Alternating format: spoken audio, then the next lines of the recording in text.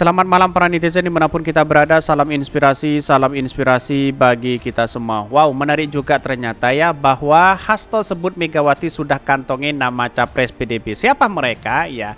Melihat situasi hari ini bangsa kita ya dengan ajang demokrasi ini sangat menarik begitu. Di Koalisi Perubahan ada Anies Baswedan ya, di PDIP sendiri sudah mengantongi nama capres. Saya yakin itu adalah Mbak Puan begitu. Saya yakin dan saya yakinnya.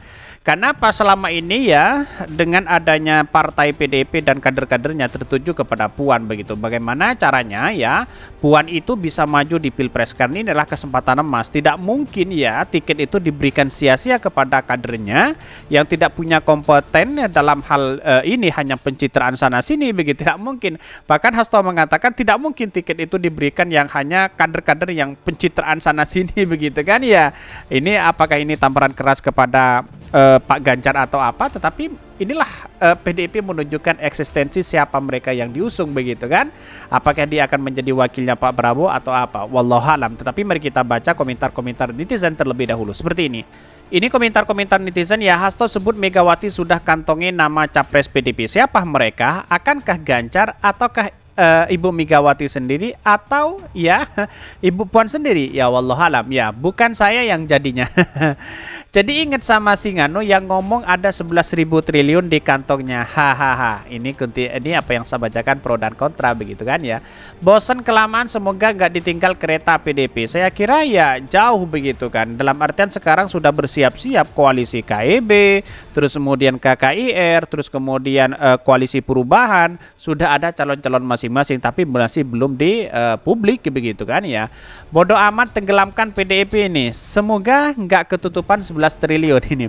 Yuk tenggelamkan aja PKI Perjuangan ya, biang keroknya keruatan. Inilah komentar-komentar netizen ya, boleh mengkritik tapi jangan menghina begitu kan ya. Saya yakin PDIP akan mencalonkan capres dari pribumi, bukan imigran, sesuai dengan tekad Bung Karno. Pribumi harus jaya di negeri sendiri. Wow. Dari 1 Januari sampai 31 Desember tetap aja ngomongnya begitu.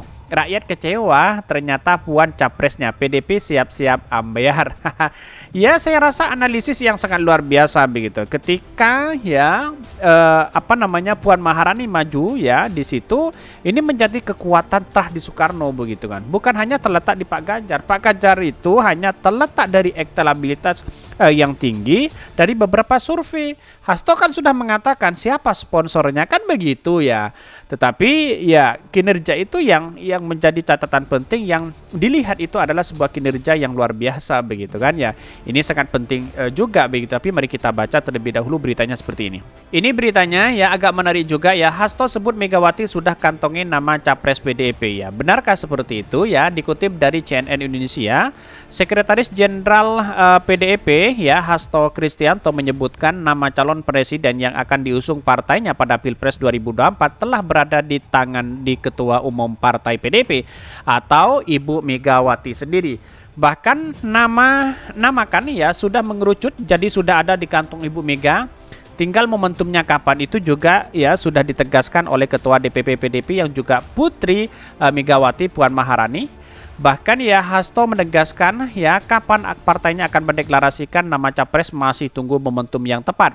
Bahkan ya di sisi lain yang mengatakan kita masih menunggu momentum yang tepat karena masih ada juga yang juga untuk melakukan perhitungan dan kalkulasi secara matang bagi Bu Mega Soekarno Putri untuk mengumumkan calon yang tepat untuk merupakan ya kelanjutan dari kepemimpinan Bung Karno, kata Bu Mega.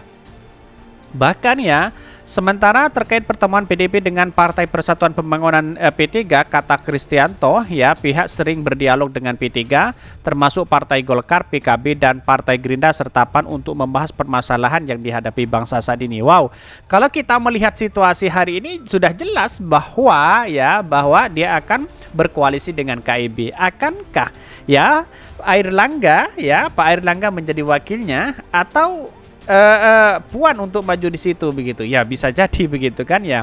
Karena pada hakikatnya di satu sisi kalau memang dia P3 ingin menyodorkan Pak Ganjar, lalu kemudian PAN ingin menyodorkan Pak Ganjar, lalu kemudian yang terjadi apa ya, terjadi koalisi di situ begitu kan ya. Saya rasa Puan Ganjar saya rasa agak jauh begitu kan ya.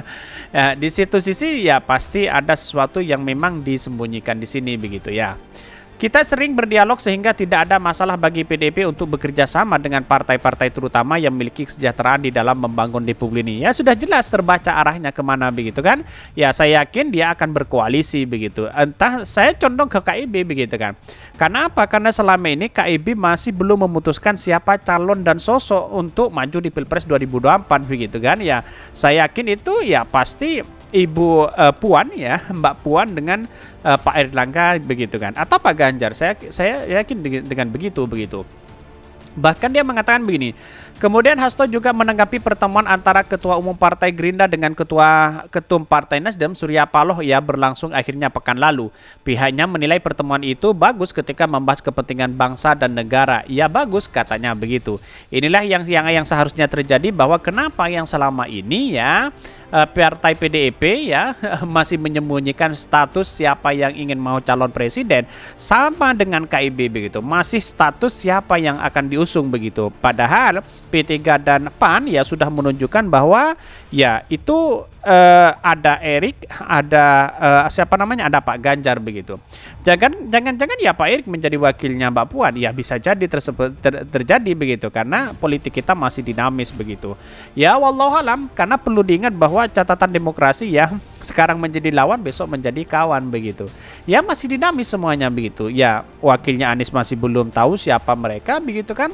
Karena masih panjang kalkulasi politik kita itu, masih melirik siapa yang menjadi pendamping Anies Baswedan, siapa yang menjadi pendamping Mbak Puan dan sebagainya, apalagi Prabowo begitu. Akankah Prabowo dengan Caimin? Ya bisa jadi. Kalau memang ini 3 paslon ya, 3 pasangan ya, otomatis Anies Baswedan menjadi kandidat terkuat dan Prabowo itu menjadi kandidat terkuat begitu. Tidak mungkin Ganjar dengan Puan begitu kan ya. Atau dengan siapa ya, wallahualam. Inilah catatan demokrasi kita. Tapi kalau saya melihat bahwa apa yang disampaikan Hasto ini sebenarnya akan berkoalisi begitu kan ya. Karena dia sering ketemu dengan partai P3 ya, partai PAN, terus kemudian sedangkan partai P3 dan partai PAN yang menginginkan ya Pak Ganjar begitu kan, dan Erick Thohir di situ begitu. Kalau saya rasa sama-sama kader PDIP, saya rasa tidak mungkin dia bergandengan antara Erick Thohir ya atau dengan Pak Sandi ya, kalau memang itu keluar dari Partai Gerindra, itu pun begitu kan ya. Tetapi dengan catatan ini yang saya baca dalam berita ini ya, PDIP sering berdialog dengan Partai P3 ya, kemudian dengan Partai PAN begitu, kemudian Partai Golkar juga. Tetapi ya Pak Erlangga juga ingin ngebut menjadi calon presiden begitu kan ya. Dengan elektabilitas yang ada ya bisa jadi dia akan menjadi wakil dari Mbak Puan itu sendiri. Kira-kira seperti itu begitu. Mungkin itu yang kami sampaikan. Tonton terus channel Hodari Podcast Rakyat ini karena ada berita-berita menarik dan viral setiap harinya. Salam para netizen, salam inspirasi bagi kita semua. Jangan lupa di subscribe channel YouTube Hodari Podcast Rakyat ini.